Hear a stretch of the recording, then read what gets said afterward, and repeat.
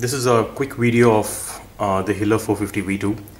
What we have done today literally is broken the entire heli up, and I'm going to take you through the entire heli piece by piece and how we fix up the entire heli, and just to show how the heli works. What we have right now is the head of the Hiller 450 V2, and we're going to start opening it up piece by piece, and let's see how the entire mechanism works across over here. Now literally what we need to do first is take across a 1.5 mm hex, remove the stopper,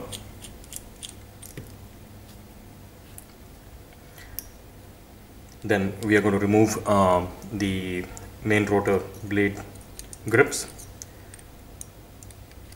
Now you need to be very careful across over here, only because the screws in the Hiller 450 V2 are not the best in the world. So you have to be very careful so that you don't strip the screws.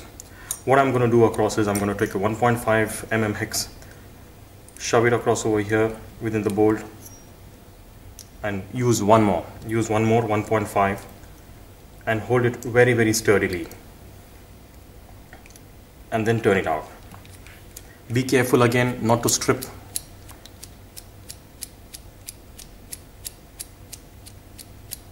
Yeah, here we have it.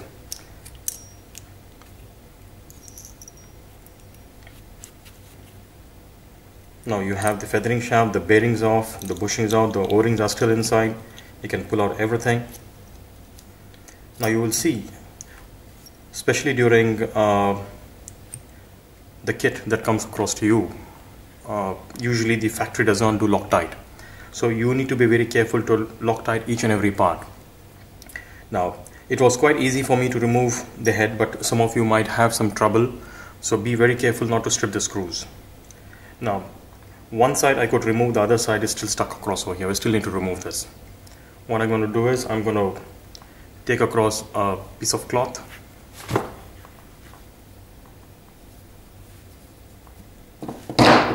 and take across a plier.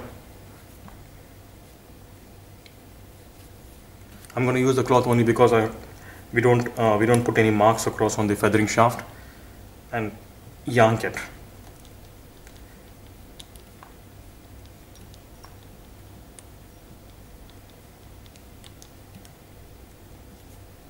Now I see it's still not coming out. What we need to do is apply a little bit of heat across over here.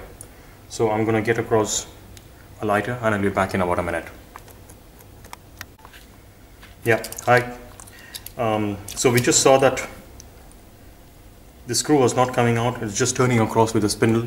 So what I'm going to do is I'm going to take a lighter and just heat up this place, localizing it.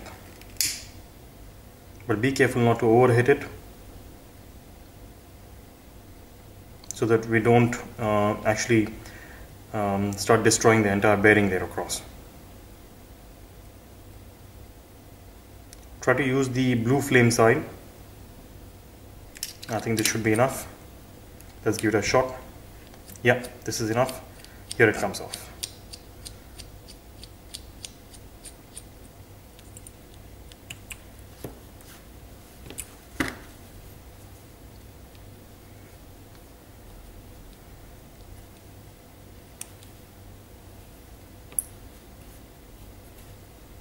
Yeah, here it is. So I'm going to clean this up completely, and I'll be back in about a minute. Yes, now I have the feathering shaft quite cleaned up across over here now, and just to take you on kind of an overview, we have got the thrust bearing, we have got some two bushes or collars, what we call as. Now you will notice very carefully, if you look at it, there are grooves across over here,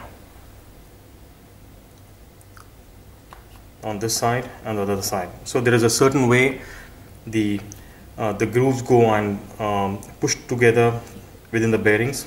We will come to that section a little bit later.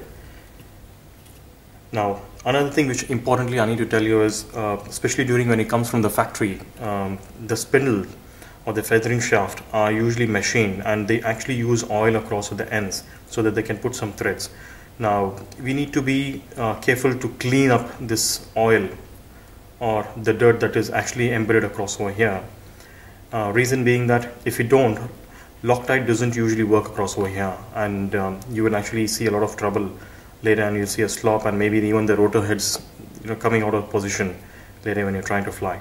So what I usually do is I take a toothpick and I try to turn it around, and maybe later I'm going to put across a little bit of tissue paper inside just to clean up the oil from here. But I think this is good right now for me. Okay, now this is the thrust bearing, and these are the two bushes.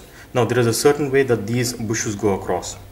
Now if you look at it, there's one bush which has got a slightly loose end. That means to say the inner diameter of this is slightly larger, and there is another bush which has got quite a tight fit.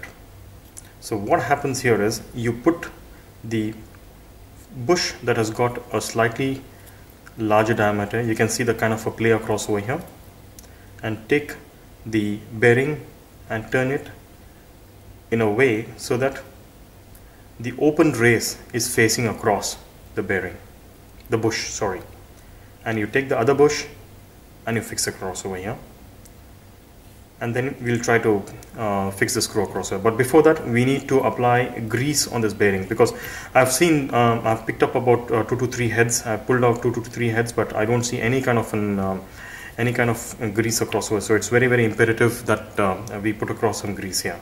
Let me get some grease and I'll come back to you. We have got 2 types of grease across over here. I got one from Align which says model BG71041 3cc, and there's another one which I picked up from one of the local automobile shops here. It's just white grease. It's not very thick, not very thin, and I thought I'll give it a shot with this and try this, because I'm sure, more than sure, that not many people of you will find the Align the one-way bearing grease. So what we need to do is pick up the bearing and be quite generous with applying the grease across and press it up.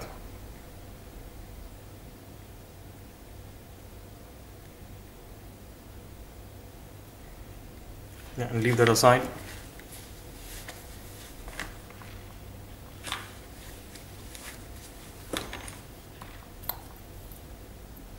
And now literally what we're going to do is we are going to take the bush that has got lots of play, put that first across in the feathering shaft, take the bearing, put the bearing in such a way so that the open race is facing towards the bush. It basically, as what even Bob says across in Heli Freak, is the entire grease will start coming out if placed on the other end. So the better way is to take the one-way the bearing and have the open race facing towards the bush. Now you have the other washer, and fix it across in such a way. Keep that aside. Now take your screw, fix up your washer on the screw, and use Loctite 242. Now there's a certain way that you can apply Loctite. Don't go heavy on the Loctite. Be careful when you use across Loctite. Just use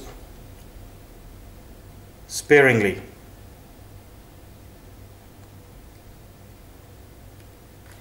And clean up the extra.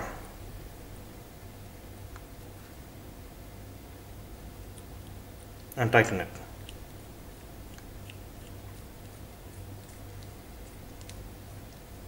Don't over tighten it right now. Now take up one of the heads. Now you can see there's one large, let me try to remove this to you if possible. Yes. You see there are 2 types of bearing that comes across over here. One is a slightly larger one, one is a smaller one. The larger one goes inside the blade grips. This way. Now push it inside. Let it have a stuck fit inside. take this entire unit that you have just created, shove it inside. Here it is. And now you've got another small bearing that came off. Yeah, put that across over here. So literally you have got one of them which is almost ready now. Plus also you've got another collar. Now if you look very closely at the collar which you just removed, this actually fixes between the housing and the o-ring. So what we need to do is we need to be careful in the way how we place it. You have the collar here, there's a kind of a small ridge across on the collar, there's a flat end across here. The flat end should be facing the o-ring. Do not turn it in this way. So it should be facing in this direction. So what you're going to do is you're going to push this here. I've already fixed the feathering shaft one side, the o-ring is already here, the rubber bush is already here. So let us start fixing up the other side of the head. You can see closely across over here that the inner racing is already here. So what I'm going to do is I'm just going to take the other bearing. I can go quite generous across with the grease.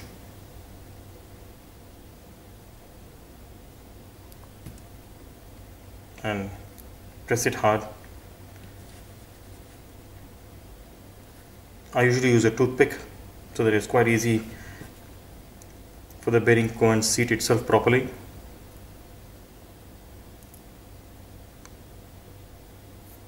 Now again, you need to be careful the way the bearing goes across.